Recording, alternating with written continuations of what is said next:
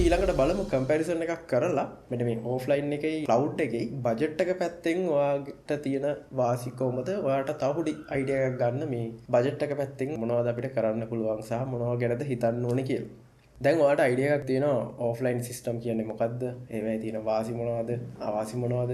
Online system වල තියෙන වාසි අවාසි මොනවද? මේ වගේ මේ ලොකු අයිඩියා එකක් දැන් ඔයාලට තියෙනවා. අපි ඊළඟට බලමු බජට් එක පැත්තෙන් ඔයා ඕෆ්ලයින් එකක් ගන්නවද? නැත්නම් ඔන්ලයින් එකක් ගත්තොත් එහෙම සාමාන්‍යයෙන් අවුරුදු 3ක් විතර කම්පෙයාර් කරලා බලමු බජට් එක කැල්කියුලේට් කරලා ඔයාට මොන වගේ ඒකට දැන බෙස්ම සොලියුෂන් එක කියලා. සාමාන්‍යයෙන් ඕෆ්ලයින් සිස්ටම් එකක් රුපියල් 80000 ලක්ෂ 2ක් විතර වගේ ප්‍රමාණයකට ප්‍රයිස් වෙනවා මේ මාකට් එකේ පොස් සිස්ටම් එකක්.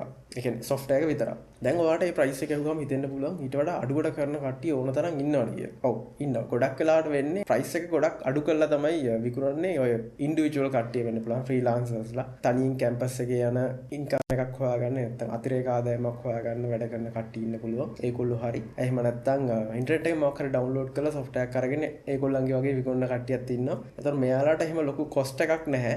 ඉතින් එයාලට මේක විකුණලා රුපියල් 10000ක් ගත්තත් ඇති. ඉතින් අන්න ඒ වගේ කට්ටිය ඉන්න පුළුවන් මාකට් එකේ සෑහෙන ප්‍රමාණයක් ඉන්නවා. එයාලට වැඩ කරන ගමන් කීයක් කර හොයාගත්තාම ඇදිනේ. හරිද?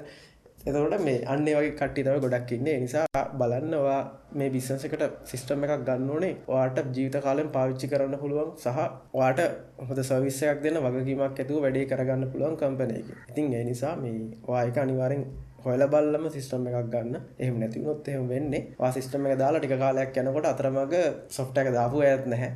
ඔයාට සල්ලිත් නැහැ මොකුත් නැති වෙනවා අන්තිමට මේ වගේ බිස්නස් එකට ඔයා මහන්සිලා දාපු ඩේටා ටිකක් නැති වෙනවා. ඒ නිසා අනිවාර්යෙන් බලන්න හිස්ටරි එක ඇනලයිස් කරලා කම්පැනි එකක්ද වැඩ කරන කට්ටිය ඉන්නවද තැනක් තියෙනවද? ඒගොල්ලොමද හදන්නේ මේ සිස්ටම් එක? ඒගොල්ලන්ගේ කට්ටිය ඉන්නවද වැඩ කරන්න? මේ වගේ දේවල් බලලම ගන්න අනිවාර්යෙන් ගන්නකොට හරි. අපි ආපහු එමු මාතෘකාවට. සිස්ටම් එක සාමාන්‍යයෙන් රුපියල් 80000ක් ලක්ෂ 2ක් විතර වගේ රේන්ජ් එක තමයි යන්නේ. මොකද ඊට වඩා අඩුවට දෙන්න බෑ කොස්ට් එකත් එක්ක. අනික් කාරණේ ගත්තොත් එහෙම අපි ක්ලවුඩ් එකක් ගමුකෝ. සාමාන්‍යයෙන් එකක් ලංකාවේ රුපියල් 5000ත් 20000ත් අතර වගේ ප්‍රමාණයකට බජට් වෙනවා. ඒ කියන්නේ කොස්ට් එකක් යනවා ඔයාලට මාසෙකට. අපි හිතමු රුපියල් 5000යි කියලා මාසෙට.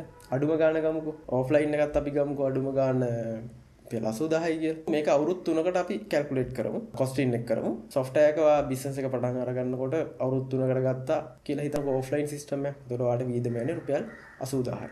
ඔයා ක්ලවුඩ් සිස්ටම් එකක් ගන්නවා රුපියල් 5000ක් දීලා මාසෙකට. එතකොට ඔයාට පටන් ගන්න වෙලාවේ රුපියල් 5000යි යන්නේ. හරි. 5000 ගානේ මාසයක් ගානේ ගෙවාගෙන යනවා. අපි මේ දෙකේ බලමු අවුරුදු 3ක් අවසානයේ මොකද්ද වෙලා තියෙන්නේ කියලා ගත්තොත් එහෙම. ක්ලවුඩ් එකට රුපියල් 5000 ගානේ ඔයා අවුරුද්දට රුපියල් 60000ක් ගෙවලා තියෙනවා. ඒතර අවුරුදු 3ක් ගෙවුවා කියලා කියන්නේ රුපියල් 1,80,000ක් ඔයා ක්ලවුඩ් පොස් සිස්ටම් එක වෙනුවෙන් ඔයා ඒ කම්පැනි එකට ගෙවලා තියෙනවා. හැබැයි අවුරුදු 3 අවසානයේ ගත්තත් ඔයා ඔෆ්ලයින් එකක් ගත්තා නම් එහෙම රුපියල් 80000ම තමයි. මොකද ඒක වන් ටයිම් පේමන්ට් එකක් නිසා ඒ පැත්තෙන් ගත්තොත් එහෙම ඔයාට ලොකු ලාභයක් තියෙනවා. ලොන්ග් ටර්ම් හිතලා බැලුවොත් එහෙම ඔෆ්ලයින් සිස්ටම් එකකට අනේක. හැබැයි දැන් ඔෆ්ලයින් එකක් වන් ටයිම් වුණාට සමහර වෙලාවට සර්විස් චාර්ජ් වගේ දේවල් ඇඩ් වෙන්න පුළුවන් ඒ කම්පැනි එකෙන්. මොකද ඒගොල්ලන්ට ඔයාට 80000ට විකුණලා ජීවිත කාලෙම ෆ්‍රී සපෝට් දෙන්න බෑනේ. එතකොට අවුරුද්දට හරි මොන හරි යම්කිසි සර්විස් චාර්ජ් එකක් ඇති වෙන්න පුළුවන්.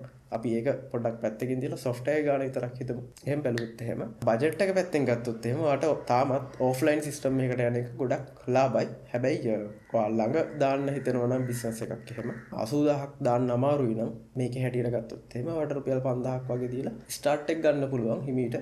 ස්ටාර්ට් එක අරගෙන වැඩේ කරන අතරේ බිස්නස් එක ඩෙවලොප් වුණාට පස්සේ හිමීට ඔයා බලලා කැමති ඒකට මාරු වෙන්න පුළුවන්. ඉතින් ඒ වගේ එකක් ගැන හිතලා බලන්න පුළුවන්. රයිට්. ඕක තමයි මට මේන්ලි කියන්න ඕනේ බජට් එක පැත්තෙන් ඔයා ඒක ගැනත් අයිඩියා එකක් තියාගන්න අනිවාර්යෙන් අර දේවල් වලට අමතරව.